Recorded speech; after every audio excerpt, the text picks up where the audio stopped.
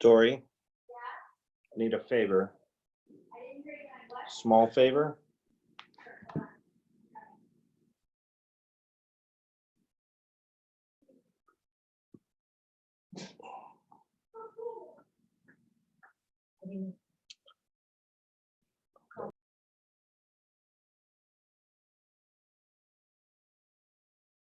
Hi, David. How are you, Rachel? Dead tired. You're the only man on earth, or I would agree to do this. Well, I'm glad I'm that one. Wow, I just finished the class. I heard. And I've been working for 10 hours, you know, just getting all these sessions and the registration. We had 170 entries, and in many of the places there were more than one person. So we are looking at 200 people. That's great. Unbelievable. Great. I'll come back. Yeah. We have people logging in. We normally will start, 2 to 3 or 4 minutes later. And that's not a problem. Okay, great. So go get some hot tea. No, Yossi just got me. Yossi just brought me. He knew the schedule. Look, got my tea, got my cookies. I called said that I had dinner before the first one. Okay, wonderful. Mm-hmm. Did you do your funerals? I have more coming up, sadly, but yes. Yeah, they are not Corona related, though. None that I have are correct. Oh. Yeah.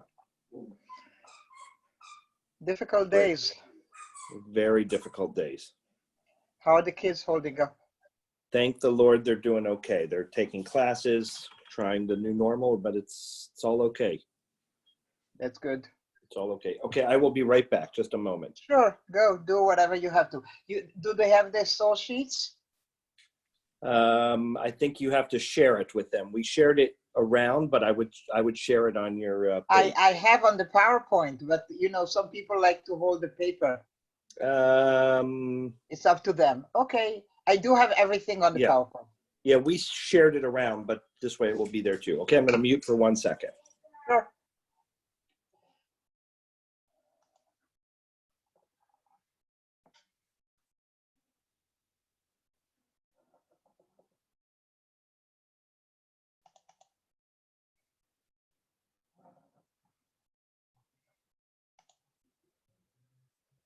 I'm checking my PowerPoint.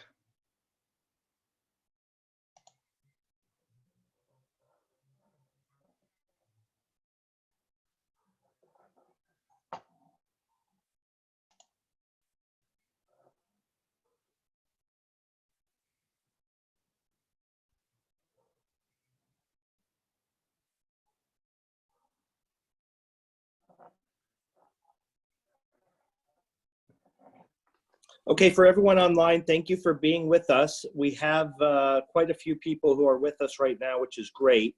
We're going to start at 4:35. We're just giving 3 minutes for people who haven't gotten online or figuring all this out. And we have quite a few people who are joining us, which is great. So please stick with us just for a couple minutes. And at 4:35, it's going to be a solid start time. So good to see so many people joining on. You should be able to see ways to raise your hand and ask questions. All of you have been muted except for us as hosts, Rabbi Feinberg, myself, and of course, Rachel. And if you have questions, just go to where it says more, and under more, you can either do it in the chat mode or you can raise your hand. And if none of that's working, I have my phone next to me. You can send me a text or an email on any platform you'd like, and we will be happy to try to address your questions, okay? It's so good to see all of your faces for those that we can see, and please continue to be safe and well. David, could you see the PowerPoint when I put it on a few minutes ago? Clear as day. Works. Yes. Mitsuyan. So whenever you're ready, I'm in no rush. Okay, just 2 more minutes.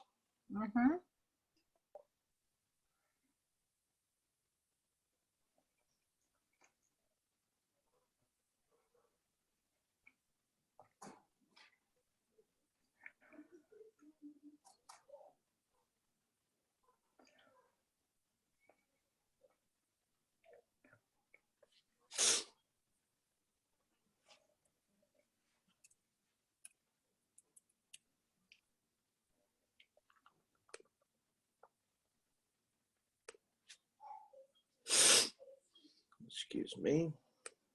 Sure. Oh,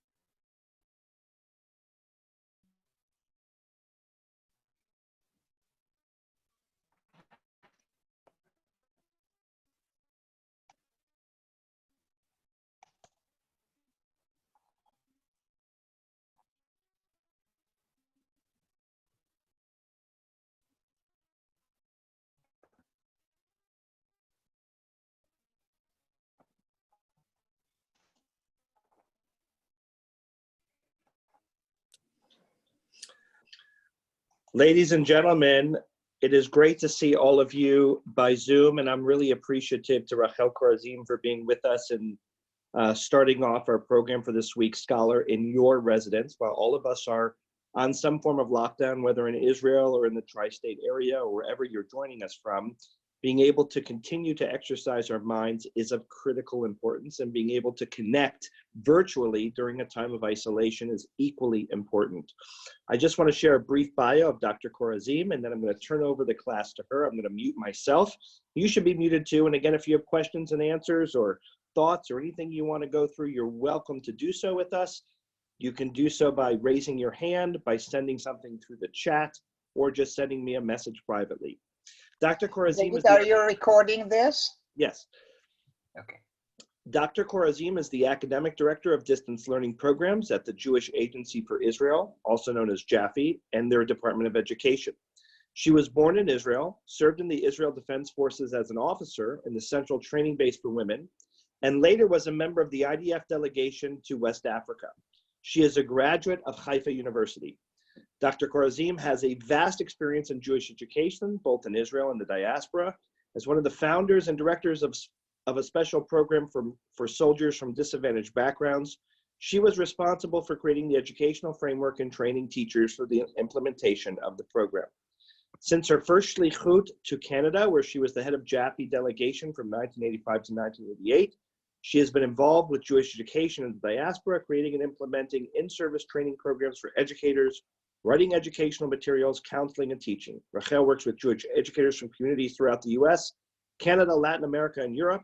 And in the last 10 years, she has invested a lot of her time and energy in helping the emerging Jewish schools of Hungary. Rachel, thank you for being with us. Hope your family is healthy and safe, and you are too. And I turn it over to you. Thank you so much, Rabbi. I wonder that when you introduced me, you mentioned all these very important facts, but not the really important ones.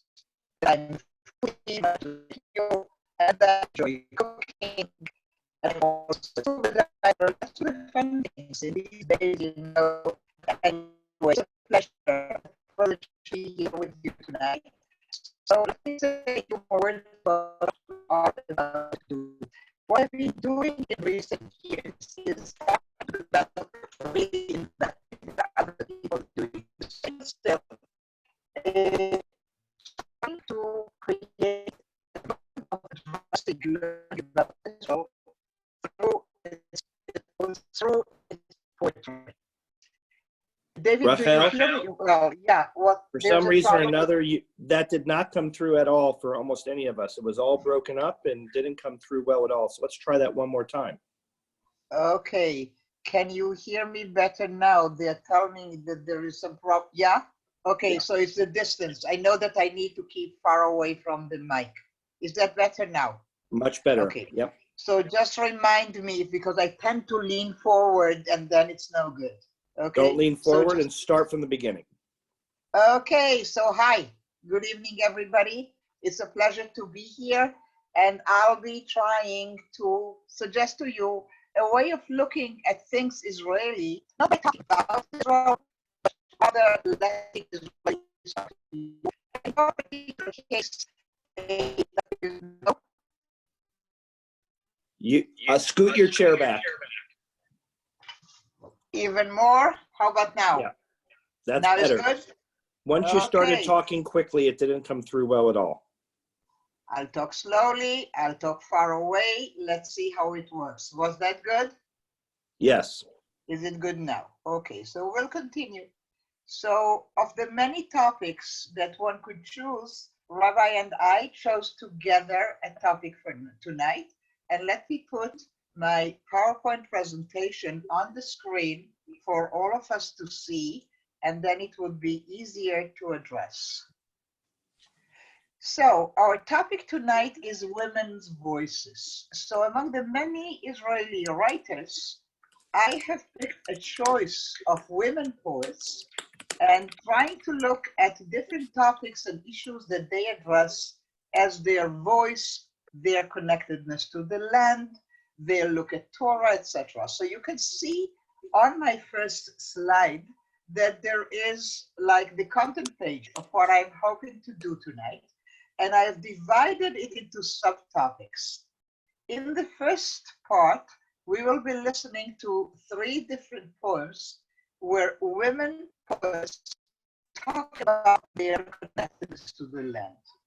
In the second one, we will see women poets who take the liberty to go to the shelf of our sacred books, and more so to Torah, to Tanakh, and address the topics in Tanakh from a particular feminine point of view and a particular way of looking at biblical issues from a mother's point of view or a woman's point of view.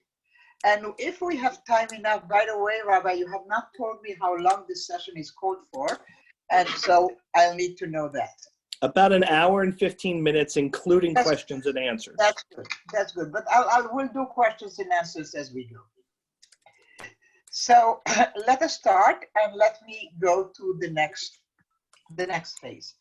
So the third section was about women expressing themselves ideologically and politically, and I hope we will get there. On your screen now is the picture of a poet whose name is Rachel.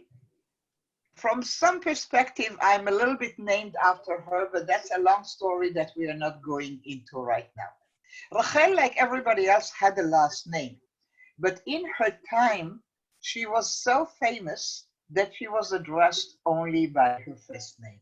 When I talk to very young people, I tell them, you know, a little bit like Madonna or something, so you would understand. Her last name was Blumstein. She arrives to the land of Israel. You can see from the picture on the right-hand side top, this is like pioneering time and agricultural time. This is the wave of Zionist immigration that we address as the second Aliyah. When I use the word Aliyah, I do not relate to the fact that you are called to the Bima and you have a first or second Aliyah, but rather to waves of immigration to the land of Israel.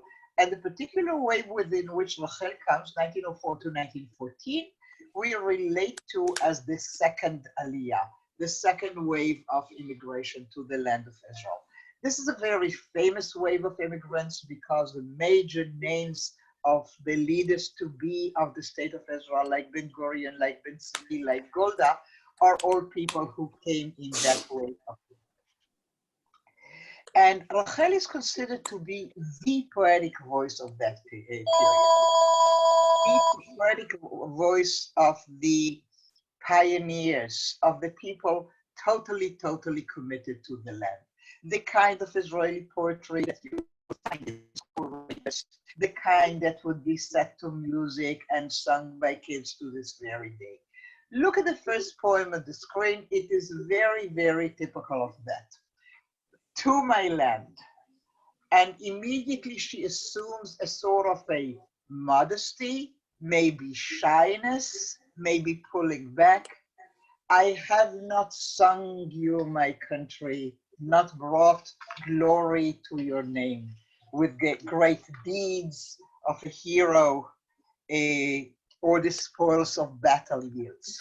You need to take these lines and juxtapose them with the kind of poetry that you hear from male poets at the time.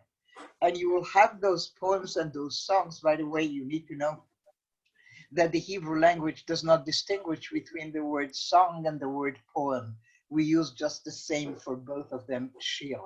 So shir or shirim in plural of the time, created by man, go in the plural like let's build the country. It's all in plural, and it's all climbing mountains, and it's all battling wars, and it's all, you know, committed to the cause, and God forbid should somebody fall, immediately will step over him and continue. The sort of much lower key tone here says, hello guys, hold it for a minute. Let me just talk about one tree, one alley to go to the lake, commitment to that little place where I live, modest offerings, and sort of look down the poem as we go. But on the shores of the Jordan, my hands have planted a tree, and my feet have made pathway through your fields. Modest are the gifts that I bring you, but there is no doubt that there is total commitment. I just wanted a glimpse of this one so that I can show you the next one. Because if this one is called To My Land, let's go to the poem that is called Oh My Land. And oftentimes I suggest to readers that by the time we are done with this poem, we can all of us call it maybe not Oh My Land, but Oy Vey My Land. Now, it is important to note that Rachel, she died at a very young age. She was very 40 when she died. She had tuberculosis. And this particular poem, as well as the first one that we have sort of looked at, not really studied, were both written in the same year, in 1920, way before the State of Israel, really in the heart of that period of pioneers. So you cannot claim that she wrote the first one when she was young and she wrote the second one when she was 80. Not at all. They all come from the same period to suggest to you that the very committed pioneers could have days or times or periods or moods when they were thinking differently. So let's look at this. Oh, my land, my parent, why is your landscape so blighted and gloomy? The memory of a stepmother land imperceptibly creeps into the heart. Oi! Like she's sitting somewhere there in Lower Galilee, which is where she had lived. It's all barren, no shade, no trees, and she knows she ought to be committed. And she is committed to the cause. And she calls the land my parent, like mom. But as soon as she had done that, she says, but, oh my goodness, but you are so ugly that I cannot avoid but thinking about the stepmother land. So if Israel is motherland, although she was not born there, she's her adopted motherland. If the land of Israel is parent, who is stepmother? The memory of who is sort of creeping into the heart imperceptibly. And you will have to say Russia, the country that she was born in. But my goodness, she comes in 1909. In the first decade of the 20th century, Russia is totally pogrom land. You know that from stories of your parents and your grandparents, some of whom have decided to move and to immigrate to the United States of America in the first and the second decades of the 20th century. It's a terrible time for Jews in Russia. Is it at all kosher for a pioneer Zionist poet to be homesick to pogrom Russia? So you'll have to say that in this particular poem, there is a tone of this early pioneering poetry that you would normally not sing and hear about in Jewish summer camp, that you will not have your teachers teach your kids in Hebrew school. This is the kind of thing that was not set to music. This is the kind of thing that we do not find in school readers in Israel. So you will have to say that this courage, if you wish, to admit homesickness is something that you really have to look for in early Israeli poetry. As soon as she expressed her longing, she goes into detail. Let me tell you, upon the hillside, the sprightly fir tree, on the plain, the ancient oak, on the slope, on the shores of the stream, the birch maidens in their Shabbat garb. It's extremely clear that she misses trees. Israel, as you can see in the upper top picture on your right-hand side of the screen, is barren of trees at the time. She misses the shade of the trees. She misses the variety of the trees. But there is another element hidden in this verse, in this stanza. The second Aliyah, the second wave of Zionist immigration, was characteristic for another element. These were young people who broke away from home, from tradition, from yeshiva, from cheder, and came on their own to the land of Israel. It's a one-generational immigration. And what you can see in this verse is how she equates the different kind of trees to different age group. Sprightly fir, like young people. Ancient oak, like grandpa. Girls in their Shabbat garb, like her sisters, her friends. She manages to combine the longing for the trees and the shade with the longing to the multi-generational Norman family, to the multi-generational Norman community that she misses. As soon as she let herself remember the trees, it goes as if like, hang on, let me tell you about trees. The arm of the sun is too short to cast its fiery lens into the heart of the forest. You know how thick the forest was back in Russia? In the middle of the day, the sun rays could not penetrate. The arm of the sun is too short to cast, etc. A whole day in the abode of the pines, scented darkness and a dream. You could sit in those forests back home in Russia under the shade for a whole day. You can truly understand her thirst, her longing for shade, which is so characteristic of the land of Israel. And if you have traveled in the land of Israel, you may remember how your tour guide oftentimes paid attention for the fact that you should be in the shade and should cover your heads, etc., and drink a lot of water. It's part of the culture of the country. Shade is practically divine, even from biblical times, in the times of the prophet Jonah, etc.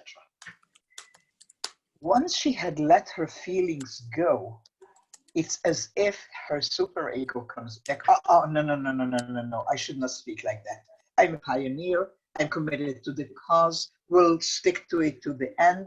And she's sort of reining back in the last stanza. Oh, my mother, surely we yearn for you. Surely we will claim your abuse from God. And as in former times, you will again spread fragrance and shade over those stricken by your noontime heat. She's sort of calling all her emotions of longing back and ask forgiveness. Sorry, Mama, I didn't mean to offend you. But look at this stanza, how interesting it is. Because should all her prayers be answered, should all the actions of these pioneers be successful, what would the land of Israel look like, do you think, according to that? And maybe I will step out of my PowerPoint presentation for a minute, but I don't see, do we have any people in the group at all? In the temple or somewhere? Anybody who would like to address themselves to the question of if all the dreams were to come true, what would hopefully the land of Israel look like? Anybody? You can unmute yourself.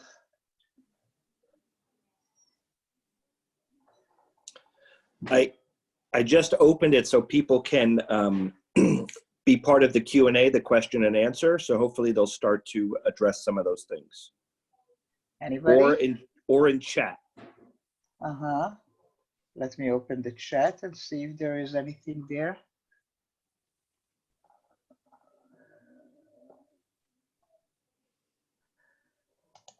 I don't see anything addressing this. David, do we have people at all? Because I don't see anybody on my screen. Yes, we have lots of Yeah, people. we have 18, right. I can yes, see. it's in webinar form, that's why. Okay, so they cannot. All right, so never mind. I would say that I hope some of you were answering in your heart, but not to me, that I think if everything will work for them, Israel, God willing, should look like Russia. We'll have the shade and the forests and the rivers and everything. And I think that by virtue of that, something very interesting happens in this poem. I think that by virtue of that feeling that she had just expressed to us, this poem could jump from the level of being a Zionist pioneering poem to the level of a universal immigrant's poem. Because if you think about your own country, look at what immigrants have done. As soon as you settle down, you build Chinatown, you create Little Italy, you reform the shtetl in the Lower East Side. And this is what immigrants have done worldwide. So Rachel in her poetry steps out of the local and manages to see the pioneering experience in a way that is more nuanced, I would say, than some of the very slogany pioneering songs and poems that all of us recited in school or Jewish summer camping, etc., etc. And interestingly enough, you will find this subtlety and this honesty of admitting to homesickness and longing much more so among the women poets than you will see with the men poets. I'll stop again to check if there is a question or comment before I move to the next poem. Anybody? Okay, so let me continue. I flip to my next slide. And you know, in a good Jewish tradition, if you've done a Rachel, you ought to do a Leah. This is how it goes biblically, at least. So on our screen, you see the picture of Leah Goldberg, who is practically a generation after Rachel. So she arrives to Israel after Rachel had passed already. And by the time she arrives in the 30s to the land of Israel, still not the state of Israel, it's British Mandate Palestine, she is already a published Hebrew writer from Lithuania. So this is the type of generation and the type of education of people who even back there, we are talking about the period between the two world wars, were sending their children to those schools where everything was taught in Hebrew, the Tarbut school, Ivrit be'Ivrit, as they say. And she was an accomplished Hebrew speaker, a writer, as a young person. And when she makes Aliyah to the land of Israel in the 30s, she is already a published poet in Hebrew. She comes at a time when the artistic scene in Tel Aviv, where she arrives, is sort of ruled by two major, very important poets to whom I shall not address myself today, but just to mention the names, Natan Alterman and Avraham Shlotsky, who support her, who help her, who coach her, but also patronize her a little bit. So at a certain point, I think she chooses to move away physically and to move to Jerusalem. I note these things not just because I need for you to remember the biographical details of Leah Goldberg, but rather so that we can make sure that indeed talking about pine trees is much more a Jerusalem scene than it is a Tel Aviv scene. So let us look at the poem. Here I will not hear being Jerusalem or the hills of Jerusalem. I will not hear the voice of the cuckoo. Now, you know, oftentimes when I have a chance, and I will always look for a chance to show you how sometimes stuff is lost in translation. So let me just tell you what this line sounds like in Hebrew, and you will see what I mean when I say lost in translation. The line here, I will not hear the voice of the cuckoo, in Hebrew sounds, kan lo eshma et kol hakukiya. So the poet in Hebrew manages to create the sound of the cuckoo bird, by the choice of words in her sentence, which is very hard to translate. Here the tree will not wear a cape of snow, but it is here in the shade of these pines my whole childhood reawakens. The chime of the needles once upon a time I called the snow space homeland, and the green ice at the river's edge was the poem's grammar in a foreign place. So it's a tone a little bit different. There is not that heat-stricken dryness and longing for shade that you heard from Rachel. It's more like reminiscent, isn't it? She does have shade. She does have pine trees. They're not the same, but they're good enough to remind her of home. And when she remembers home, this very poet who managed to create for us in Hebrew the sounds of the cuckoo from back in Russia, is the one who admits that there was a time in her life when the grammar of her poetry was in a foreign language, in a foreign place. There is a belonging to the two languages. There is a belonging to the two cultures. Perhaps only migrating birds know, suspended between earth and sky, the heartache of two homelands. So I'd like you to look carefully at these three lines, because every culture, the American poetry, just like the Israeli one, we have poems in which there are sentences or expressions or verses that become iconic in our language. I could think of maybe the road not taken that one would quote in figures of speech. This line, the heartache of two homelands, is such a line in Hebrew. זה הכאב של שתי המולדות. The recognition that no matter how successful, how rooted in the new country you are, there is that longing.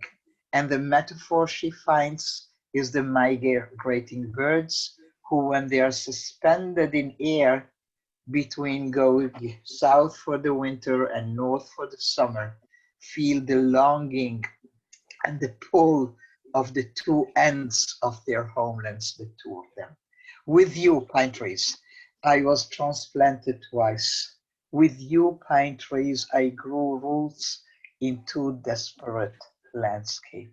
So the duality of belonging, again, a tone that is, to me, important to point out, because I know how oftentimes Israeli culture and poetry and songs are presented as if they reflect a total commitment. Yes, there is commitment, but it can be a little bit more complex.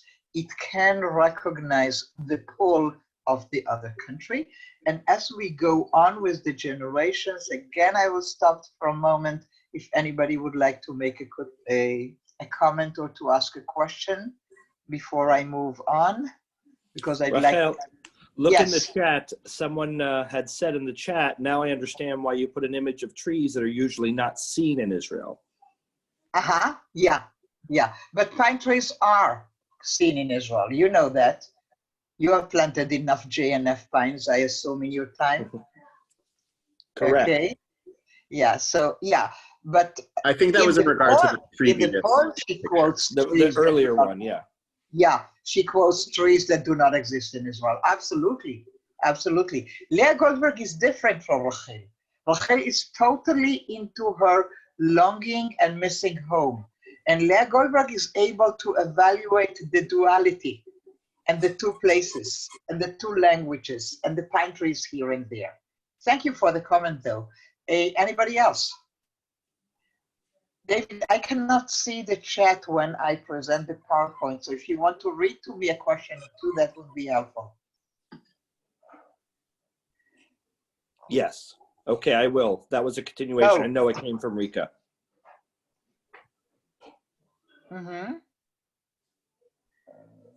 So, none now? None now. Now. So we continue and we flip the slide, and lo and behold, instead of giving you an Israeli scene, I give you a picture of a city that, although is close to my heart, but it's not Israel. This is Budapest. And the poet on the top on the left-hand side is Agi Mishol. And I like to point out to you that Agi is not a Hebrew name. It's shortened the nickname for Agnes. And Agi Mishol and I happen to be Muslims. And both of us happen to be daughters of survivors from Hungary. My parents made Aliyah immediately after the war, so I ended up being born in British Mandate Palestine. Agi's parents had her back in Hungary immediately after the war. I think we are about 10 days apart in our birthdays. And then they made Aliyah when she was 3 and some years old. Why am I telling you all that? Because in the early years in Israel, when people came, especially after the Holocaust, there was an ideological expectation, especially for children, to change their names into Hebrew Israeli names. I always am aware of the fact that Yossi, my husband, who is also from Hungary originally, who was born there, much like Agi Mishol, only came a little bit later when he was 11. And Yossi was not born with the name Yossi, he was born with the name Laszlo and the Hungarian nickname Laci. And when his father escorts him to the school upon arrival, and he is, I think, 5th grade, and they go to see the head of school, and she asks what the name is. And they tell her what the name is, which is Kershi Laszlo. And the head of school says, no way I'm letting this sweet boy go into an Israeli classroom with a name like Laszlo. That will be the end of him. Doesn't the kid have a Hebrew name? And luckily enough, there was a great-grandfather who was Joseph, and therefore he becomes Yosef, and Yosef is Yossi, and that is perfect. There was really a coercion to have the kids have Hebrew names. And one would ask oneself, so how come she stayed with Agi? And not until about 15 years ago, when she writes a very short 4-line poem, like, you know, a Japanese haiku poem, that reveals the secret. And it says, my sister, who went up in flames, left me her name and her life and my life instead of her. And you understand, there's these new immigrant parents with the little 3.5-year-old had already an Agi. And that Agi did not survive. And therefore, no matter what head of school says, Agi was named and Agi she stays. And they are not using Agi again. And she remains in Israel with this unpopular diaspora name. And it tells you something about the strength of the mothers and the ability to give a girl like this, you know, the stamina to grow up in Israel as an Agi. And now, of course, it's a very famous Agi. And this is a poem from the very end of the 20th century, probably the late 1990s. And I want you to see how the tone of speaking about those other countries had changed. So let me bring the poem on the screen. Map of Budapest by Agi Mishol. Poring over the map of Budapest. So first of all, I want to recall that feeling that we have all lost, that there was a time when we had traveled, that we had these huge folding paper maps, and when we needed to plan the day or the driving or the hike, we would spread them out, probably on the carpet or on a big table, and then we'll pore over them. So this too is a sensation that we have lost because we all now have our maps in our handheld cell phones and we don't need those folding maps anymore. Poring over the map of Budapest, on the left of the blue Duna is Buda. On the right is Pest. Now, I trust many of you know enough geography to know the name of the river that cuts the city of Budapest into two. And I trust you know it is called the Danube. And I, growing up in Israel in Hebrew, know it to be called Danuba. And so does Agi, because she was raised in Hebrew, and she knows that the name of the river is Danuba. And look at this very Hebrew, Israeli poem, contemporary. And yet there is this not so subtle intention to say, ladies and gentlemen, here in Israel, you may call that river whichever way you want. For me, the way I was raised by Hungarian-speaking parents, its name is Duna. And Duna, it stays, just like my name, Agi. It's not in the poem, but you can read that into it. So on the left of the blue Duna, because the only language in which the Danube is called Duna is Hungarian. So on the left of the blue Duna is Buda, on the right is Pest. By the way, it's pronounced Pest and Pest. I ponder how, were it not for my wanderings from there to Remes 25 in Gedera, the road not taken. Pondering over the map sheet, thinking, if they had not schlepped me all the way from Hungary when I was 3.5 years old to that nondescript strait, Remes Strait. Remes was a commander in the pre-IDF Haganah years. Yes, he did have a claim to fame, but it's not like your Herzl Strait or Bialik Strait, etc. It's one of those, not so large straits that you will have in every town, like an Elm Strait or something like that you could find in any American town. Okay, so any industry. So they schlepped me all the way to Gedera, a town just a little bit south of Tel Aviv, to Remes Strait number 25. Had it not happened, what would have happened? I would be stretched out there in Buda now, at the Filler 30. Filler, also a name of a small, minute strait in the Buda part of Budapest. How do I know? I know, been there. So in Filler 30, for example, on a hunched evening like this one, alongside a penultimate cat. Now this is funny to me, because Agi is known to be a cat lover. She really loves cats. Now, when she imagines her other existence, the one that she would have had they not made Aliyah to the land of Israel, she can visualize herself in a different address. She can visualize herself by the Danube, speaking another language, but the one thing that wouldn't change is her love of cats. She would always be with cats, no matter where her life would turn out to be, which in itself is funny. Like the thing you are really true to is your love of cats. So she would be on a hunched evening like this one, alongside the penultimate cat. Penultimate is the time when you pronounce the syllable before last in a word. This is how Hungarians speak. So she imagines, had she had a cat in Hungary, it would meow in Hungarian, okay? And so she would be stretched with the cat there and describing in her poetry lovers with names like Bela or János. Let there be no mistake, Bela in Hungarian is a guy's name. So look at the ease. Look at the freedom of a woman of the end of the 20th century, who as an Israeli has no problem admitting that she totally can imagine her life outside of Israel, who is a woman has no problem admitting she is, yes, imagining lovers. And maybe in Israel, the lovers that she imagines in her poetry and Gadi and Dani, and had she lived in Hungary, they would be János and Bela, but a total equilibrium, if you wish, between the two modes of existence.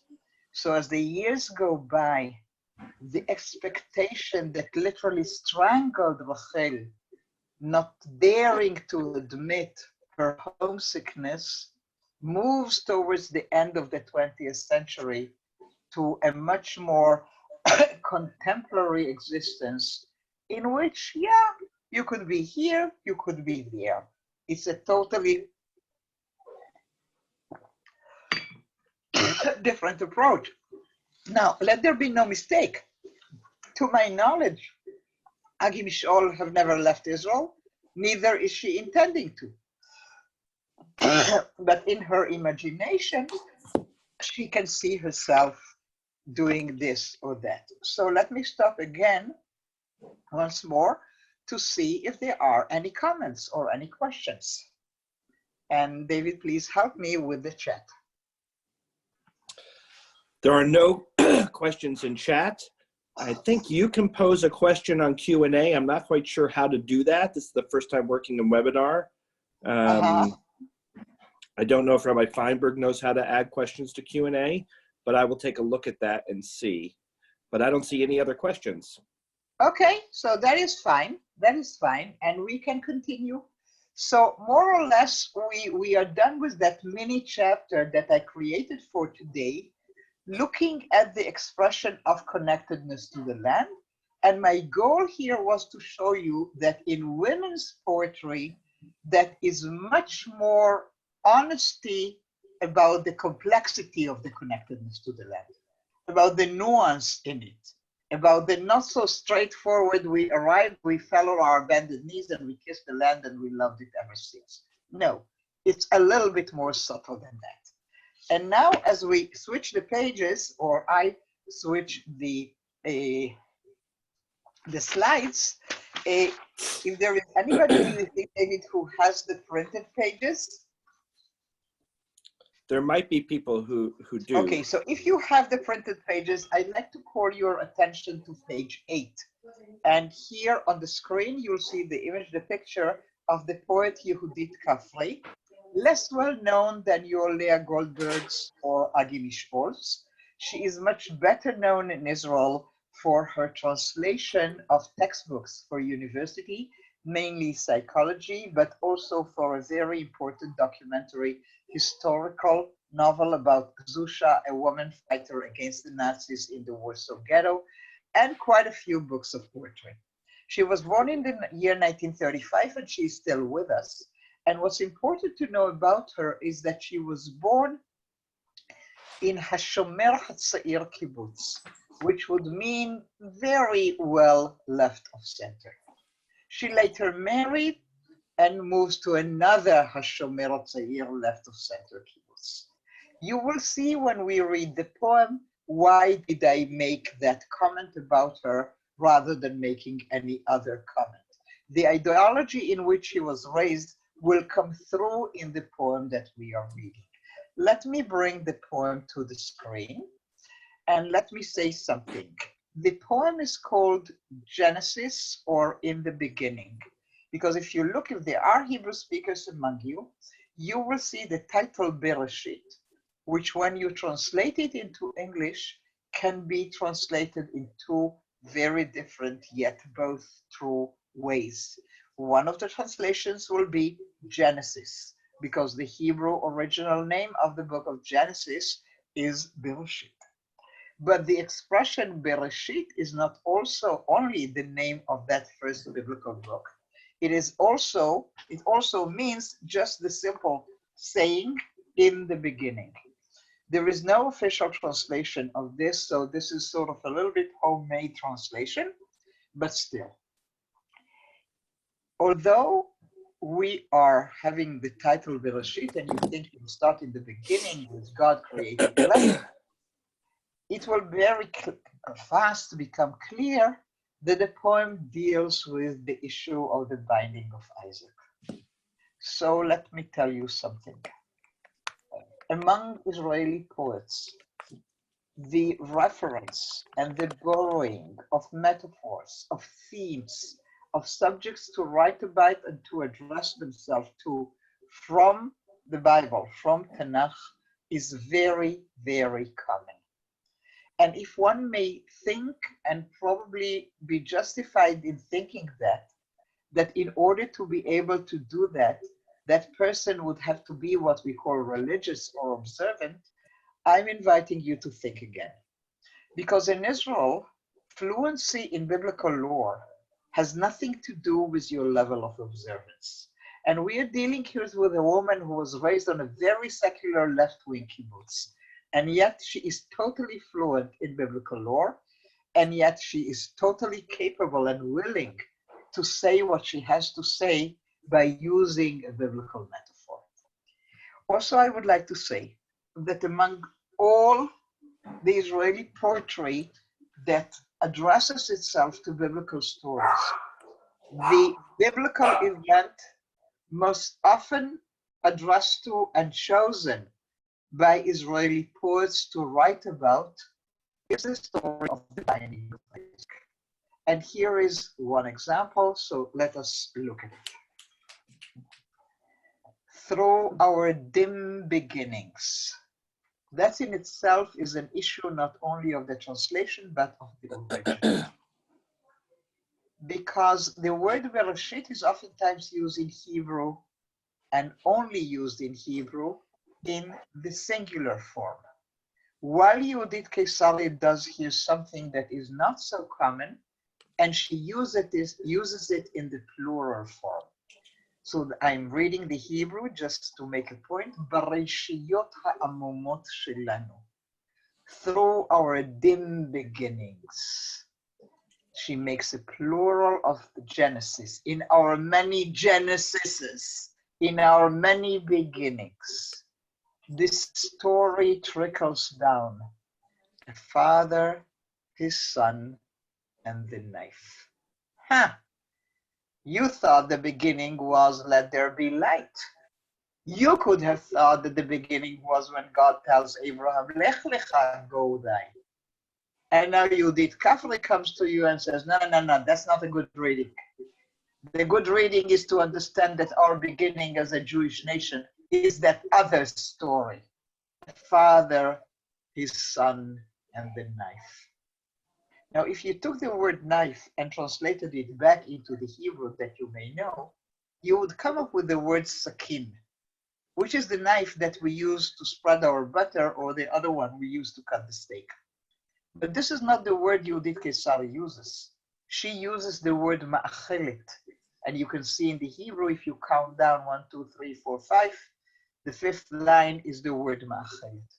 And the word ma'achelet is very rarely used in Hebrew, very rarely used in the Bible, in Tanakh, and it is just with connotation to the binding of Isaac and one other event.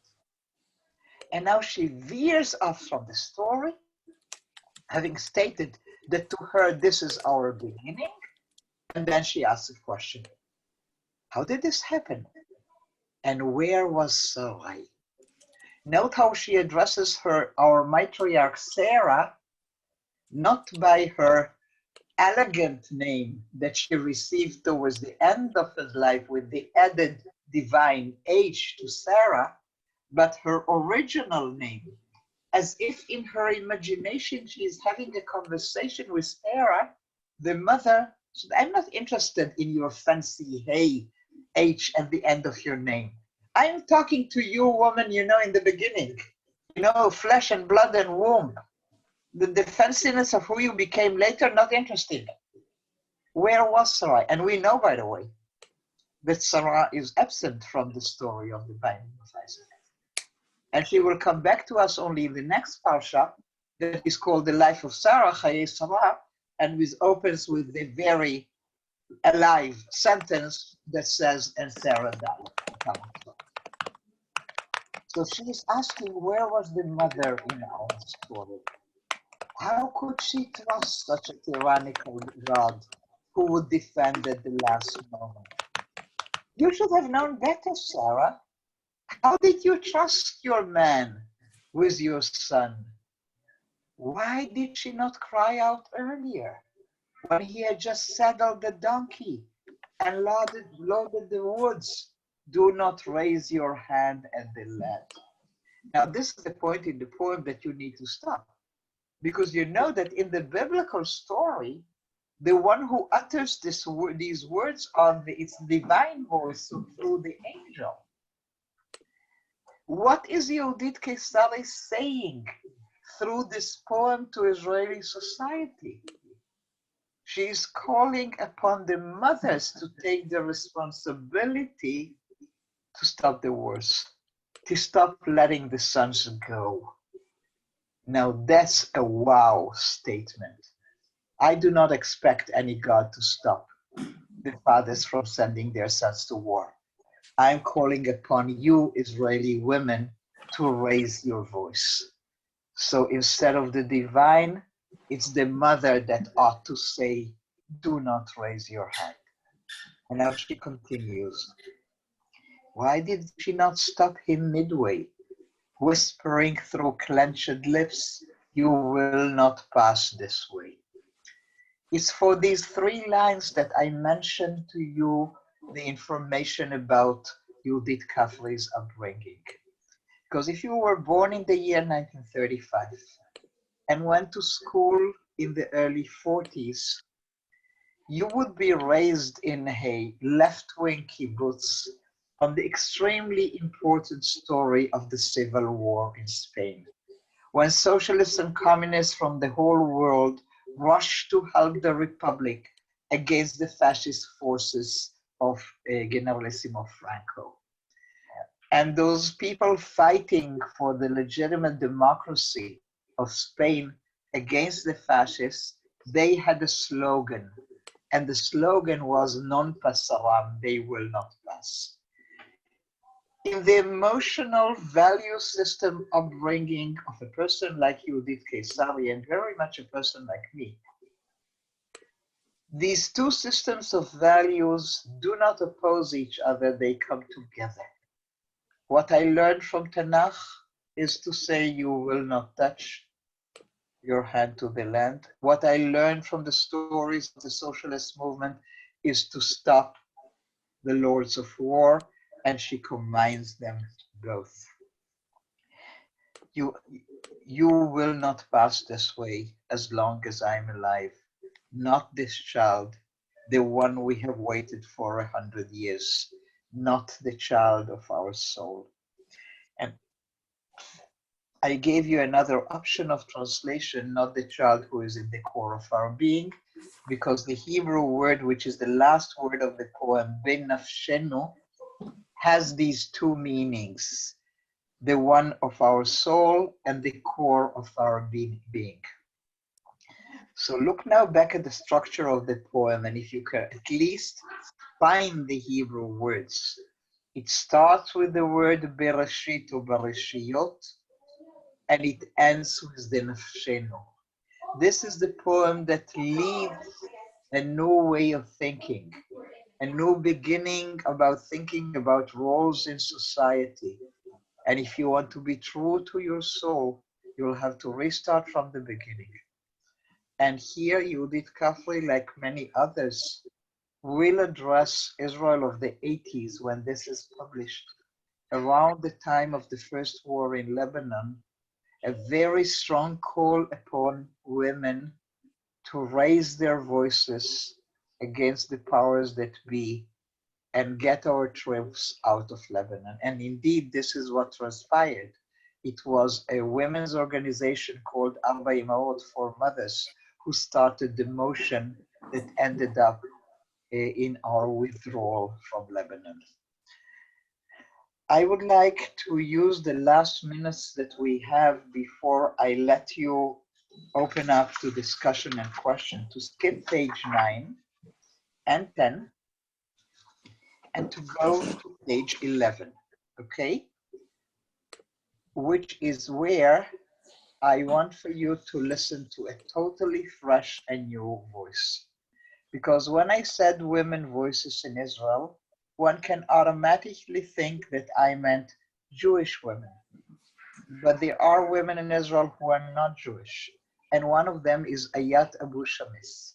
She's a 35-year-old poet who works in tourism. She was let go of her job 3 days ago. I met her through Facebook. She lives about 5 minutes away from me in Jaffa.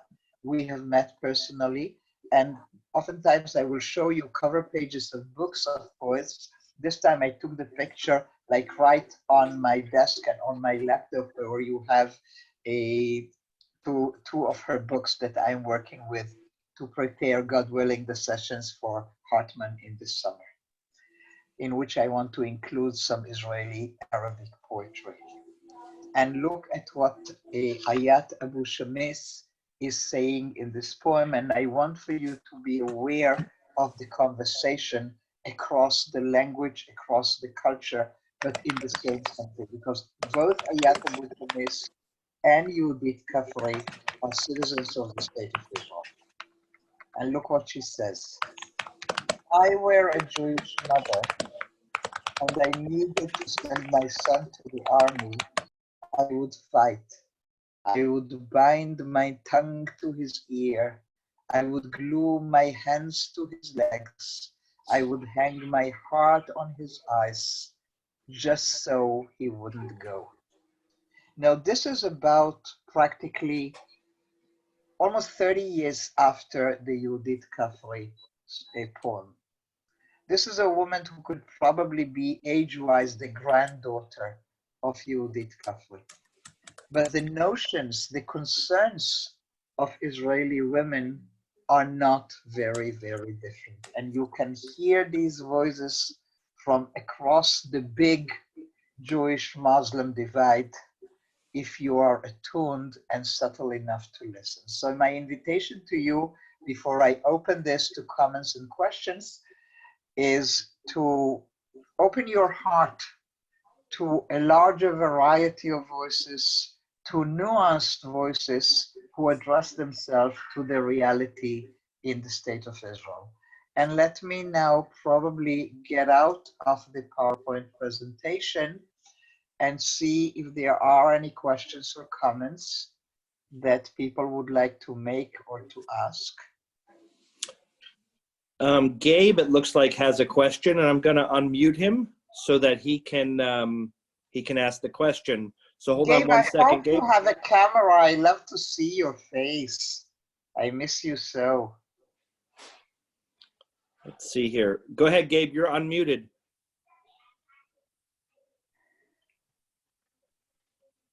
Gabe, go ahead.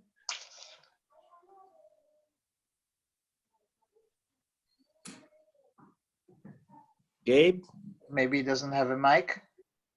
I don't know. He had his hand up, but I'm opening this up for people to chime in. Mm-hmm. Let me unmute everybody. Hold on a second here. Rika, you have a question? I just want to know if Ayat also wrote about being a Muslim woman. It is kind of unusual to write about if I were. First of all, I don't know that. Yes, she writes a lot about it. For example, the poem at the bottom of the same page, it talks about the difficulty of living between the two cultures, where she was raised in Arabic, but she writes in Hebrew because that's more, it comes easier to her as a person who actually lives in Tel Aviv, and how she's seen as traitor by the two cultures, and lots of writing about Muslim women. By the way, on her Facebook page, if you friend her on Facebook, you will see that she has a special part of her Facebook when she brings to light every week or so the story of an interesting Muslim woman. She actually very much into that. And thank you for your question. Gabe, if you can hear me, you should ask your question at this time. Why doesn't he write it on the chat? I just wrote to him to ask him to do just that also, but I'm trying to get him to talk. If you're talking, Gabe, we can't hear you well. I could hear the other person very well. Right. That was Rika. Anyone else who has any questions? And if someone would just do us the favor, this is our very first time working in webinar. So Rika, if you would just pose any question, even if it's a statement, it doesn't have to be a real question, in the box that says Q&A, so we can just make sure it's working and we can address it, that would be appreciated. Okay.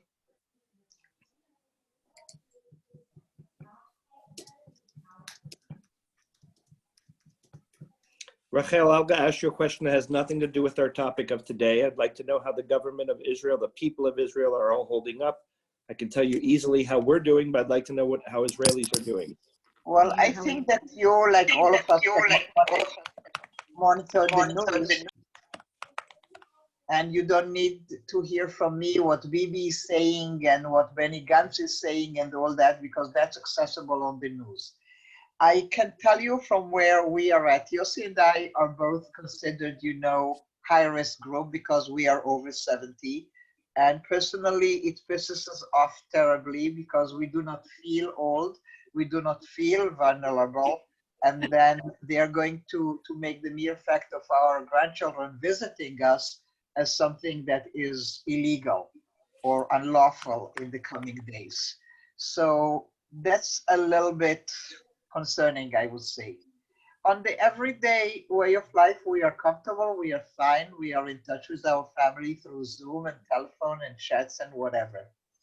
If there was a sense in Israel, just like it was in America in the beginning, that, oh, they are overdoing it, or it's like a flu, that is gone. And nobody that I hear is using that language anymore.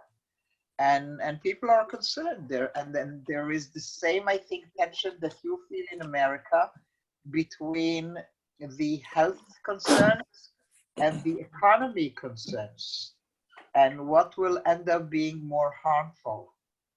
Another statement that I could make because of who I am and who the person that my husband that I live with, is that I'm into education and Yossi is a social worker. And in his meetings online with faculty in the 2 colleges where he teaches and other social workers, there is a huge concern beyond the obvious and the disease to these people being closed in their homes and not enough attention paid to families that are dysfunctional, where there might be violence, verbal or other, that will grow like hyperbolically, and there is a call from different venues upon neighbors to pay more attention and even to knock on doors if need be to report, because there is a lot of fear of those additional risks that a situation like this has. This is more or less what I have to contribute at this point. There's an article on the New York Times, I'm happy to send it around, by Tom Friedman today that talks about, is the cure more lethal than the disease? Yeah. And there are lots of questions that, are hard to figure out at this time. But look, I just want to say to you, thank you for hosting this. Thank you for the idea of this. Thank you for all the amazing teaching you've been doing. And all of us cannot wait to see your Punim, hopefully in Israel first, and then back here again teaching us soon. Okay, so David, let me just do a little bit of promo to that other program. Please. Okay, so as of last week and continuing as long as people want it and as long as I can do it, I am offering a class of Hebrew poetry every day, starting at 3 p.m. East Coast time and going on exactly like this for 75 minutes. They go Sunday to Thursday. In order to access them, David, you get from me daily the information, right? And yeah, I'm happy to send it out to everyone here. Okay, so I can tell you this, that we had today a lesson about the image of the other, namely Arabs and Israeli literature. And our lesson tomorrow is about the Akedah, is the binding of Isaac in modern Israeli literature. In order to join the group, all you have to do is go on Facebook, if you have a Facebook account, and then you will see a group called Israeli Poetry with Rachel. You join that group, and it will show you daily the link and the topic and the sources and everything. David, please feel free to advertise also my email address. And people who are not on Facebook and yet would like to have the link, either you could send it to them because I'm sending it to you every day with the materials, or if you have too much work and I will understand that, they can write to me and I will send them the same. So it's KORAZIM, KORAZIM @gmail.com. And please join our classes. You will see the program advertised on Facebook and you can choose the topic that you like.